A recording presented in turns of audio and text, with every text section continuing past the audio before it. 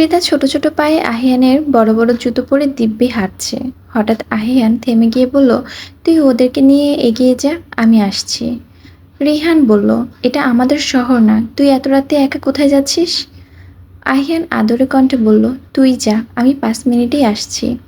তারপর রিহান আহিয়ানকে কিছুই বলল না। একপাশে ত্রিধা, একপাশে আহিয়াকে নিয়ে এগিয়ে গেল সামনে। ত্রিধা রিহানকে উৎফুল্ল কণ্ঠে জিজ্ঞেস করলো, কোথায় যাচ্ছি আমরা? রিহান আহিয়ার দিকে তাকিয়ে বলল, স্বপ্নের দেশে। ত্রিদা রিহানের দিকে তাকিয়ে কুটি কুটি করে হাসছে। রাতের স্নিগ্ধ আধারে হাসি একটু বেশি জোরে শোনা যাচ্ছে। রিহান ত্রিধাকে বলল, আস্তে হাসো ত্রিধা রানী, এটা পাহাড়ি এলাকা, এখানে এত রাতে কেউ আমাদের দেখলে বিপদ হতে পারে। ওরা হাঁটতে হাঁটতে এসে পৌঁছালো বড় একটা পাহাড়ের চূড়ার ধারে। ত্রিধা রাস্তার পাশে নিচে তাকিয়ে বলল, আমরা এত উপরে কিভাবে আসলাম ভাইয়া? রিয়ান মৃদু হেসে বলল, এটা ম্যাজিক। আহিয়া পাশে দাঁড়িয়ে ওদের কথা শুনছে। রিহান ত্রিধাকে একটু উপরে দেখিয়ে বলল, আমরা ওই উপরে যাব। ত্রিধা মহা খুশি হলো। মুহূর্তে রিহান কয়েকটা উঁচু নিচু পাথরের পা রেখে উপরে গেল, কিন্তু সমস্যা হলো ওর সাথে তো দুইটা মেয়ে শাড়ি পরা অবস্থায়, তাদের কি করে উপরে তুলবে? রিহান কিছু একটা ভেবে হাত বাড়ালো আহিয়ার দিকে। এই ঘটনা আহিয়া বুঝতে পারল। সে কি করবে বুঝতে পারছে না। সে নিচের দিকে তাকিয়ে চুপচাপ দাঁড়িয়ে রইল। কি হলো আপু, তুমি কি আমাদের সাথে উপরে যেতে চাও না? রিহান আস্তে করে আহিয়ার হাতটা ধরল। আহিয়ার শরীরটা যেন বিদ্যুতে খেলে গেল। হঠাৎ ত্রিধার কণ্ঠে আহিয়া ভয় পেয়ে গেল। তারপর ত্রিধার দিকে তাকিয়ে বলল, হ্যাঁ যাব, বলি হাত বাড়ালো রিহানের দিকে। ছেলেটা এখনো চাঁদের আলো আহিয়ার কোমল মুখের দিকেই তাকিয়ে আছে। ঠিক তখনই কাবাবে হাড্ডি হয়ে ত্রিধা ওদেরকে বলল, আরে কই গেলে তোমরা, আমাকে তোলো। ঠিক তখনই পেছন থেকে কেউ একজন ত্রিধাকে পাজকল্য করে তুলে নিল। রিহান কোমল কণ্ঠে বলল, শক্ত করে ধরো আহিয়া। তাই করলো। তারপর রিহান হাত ধরে উপরে উঠে গেল। ত্রিধা ভয়ে চোখ মুখ খিচে বন্ধ করে গলা জড়িয়ে ধরল। আহিয়ান মুচকি হেসে ত্রিধার ভয়ত চেহারার দিকে তাকিয়ে উপরে উঠতে শুরু করলো। ওদেরকে উপরে আসতে দেখে দুজন সরে দাঁড়ালো। উপরে উঠে দাঁড়িয়ে আহিয়ান ত্রিধার চোখে মুখে থাকা বেবি হেয়ারগুলোকে ফু দিয়ে সরিয়ে দিল। আবছা আলো আধারে রিহান ও আহিয়া না দেখলেও ত্রিধা ঠিকই অনুভব করলো। আহিয়ান ভাইয়ার ভারী নিঃশ্বাস চোখে মুখে পড়তেই ত্রিধার বক্ষ পিঞ্জরে থাকা অবাধ্য হৃৎপিণ্ডটা এলোপাতাড়ি ছুটছে। বুকের ভিতরে ধুকপুক শব্দটা রীতিমধ্যে বাহিরে বের হয়ে আসছে। আহিয়ান ওকে নিয়ে এসে দাঁড়ালো পাহাড়ের চূড়ায়, যেখানে চাঁদের আলো পোড়াপুরি ওদের গায়ে এসে পড়ে। ত্রিধা আস্তে আস্তে এবার চোখ খুলল। জ্যোৎস্না আলোয় মিলন ঘটল দুজোড়া চোখের। ত্রিধা ঝটপট চোখ সরিয়ে নিল, কিন্তু আহিয়ান এখনো তাকিয়ে আছে ত্রিধার লজ্জামাখা মুখের দিকে। লাল শাড়িতে মেয়েটাকে আজ লজ্জাবতীর মতোই লাগছে, যেন ছুঁয়ে দিলেই ঝরে যাবে। ত্রিধার একবারও তাকালো না আহিয়ানের ওই নিঃশব্দ চোখের দিকে। রিয়ার খুব খুব করে কাশলো। এতে ধ্যান ভাঙল দুজনের। আহিয়ান একটা সমান জায়গা দেখে ত্রিধাকে নামিয়ে দিল। এদিকে আহিয়া একটু সামনে এগিয়ে চাঁদের দিকে মুখ করে দাঁড়ালো। পাহাড়ের জ্যোৎস্না রাতের চূড়ায় হিমেল হাওয়া তার মন ছুঁয়ে যাচ্ছে। ত্রিধা চুপচাপ সামনে হাঁটছে, তার লক্ষ্য আরেকটু সামনে যাওয়া। পেছনে আহিয়ান ও রিহান কি যেন ফিসফিস করছে। একটু পরে রিহান চলে গেল আহিয়ার দিকে, আর আহিয়ান হাঁটলো ত্রিধার পিছু পিছু। ত্রিধা একটু হেঁটেই থেমে গেল। পিছনে তাকিয়ে দেখলো তার পিছে পিছে আহিয়ান ভাই একা। ত্রিধা আহিয়ানের দিকে অসহায় দৃষ্টিতে তাকালো। আস্তে করে বলল, আহিয়ান ভাই। আহিয়ানের মিষ্টি জবাব বলল, বলেন মহারানী। ত্রিধা সবচেয়ে উঁচু টিলটা দেখিয়ে বলল, আমি সেখানে গিয়ে চন্দ্রবিলাস করতে চাই, চাঁদের জ্যোৎস্না গায়ে মাখতে চাই, ছোট ছোট জোনাকি পোকার সাথে ব্যক্ত করতে চাই নিজের মনের অনুভূতি। এতক্ষণে সব ঠিক ছিল, কিন্তু হঠাৎ জোনাকি পোকার সাথে মনের কথা বলার আহিয়ান ভুরু কুঁচকিয়ে তাকালো। আহিয়ান গমগমে পুরুষালী কণ্ঠে বলল, জোনাকির সাথে কেন? তো কার সাথে বলবো, ভূতের সাথে? আহিয়ান খপ করে ওর এক হাত ধরে ওদিকে ঘুরিয়ে বলল, আমার মতো একটা আস্ত মানুষকে কি তোর চোখে পড়ে না?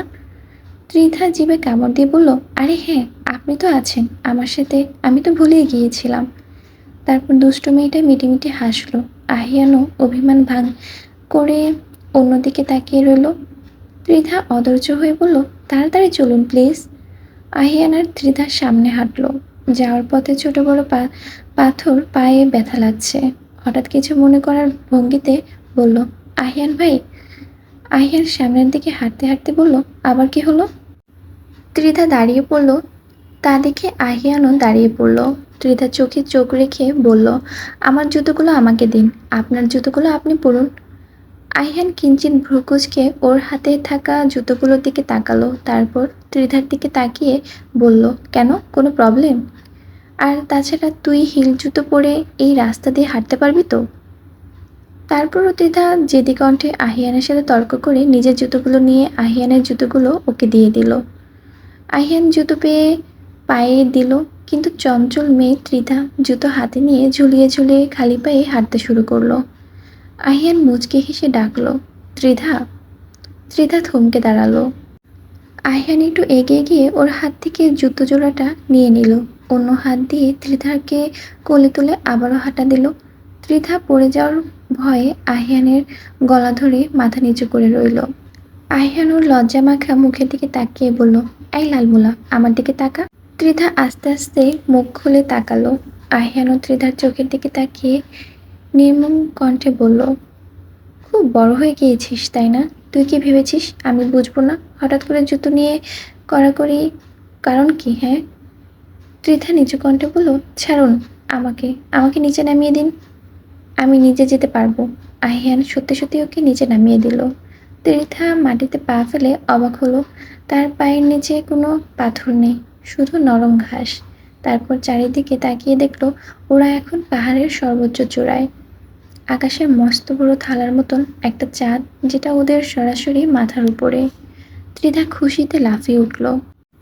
ওর লাফানো দেখে আহিয়ান হাসলো। হঠাৎ ত্রিধার হাতে কবজির টান দিয়ে ওর কাছে নিয়ে আসলো। ত্রিধা একটু অবাক হলো। তারপর আহিয়ান পাহাড়ি একটা সুন্দর লাল টুকটুকে ফুল ত্রিধার কানে গজে দিল। মেয়েটা আজ বারবার অবাক হয়ে যাচ্ছে। তাছাড়া পরিচিত আহিয়ান ভাই ভাইয়ের সাথে আজকে আহিয়ান ভাইয়ের কোনো মিল নেই। এই মানুষটার আঁকাগুলো পুরোই ভিন্ন। খোলা আকাশের নিচে জ্যোৎস্নার রাতে আহিয়ান নিঃস্বার্থ চোখে তাকিয়ে আছে সামনে থাকা রমণীর দিকে, যার পরনে লাল টুকটুকে শাড়ি। শাড়ির আঁচল ও মাথার চুল বাতাসের দোলায় দুলছে। খোলা চুলের মাঝে পাহাড়ের ফুলটি তার সৌন্দর্য যেন আরো দ্বিগুণ বাড়িয়ে দিয়েছে। এমন এক পরীর প্রেমে না পড়ে কি থাকা যায়? আহিয়ানের এমন অদ্ভুত দৃষ্টি দেখে ত্রিধা চোখ নামিয়ে নিল।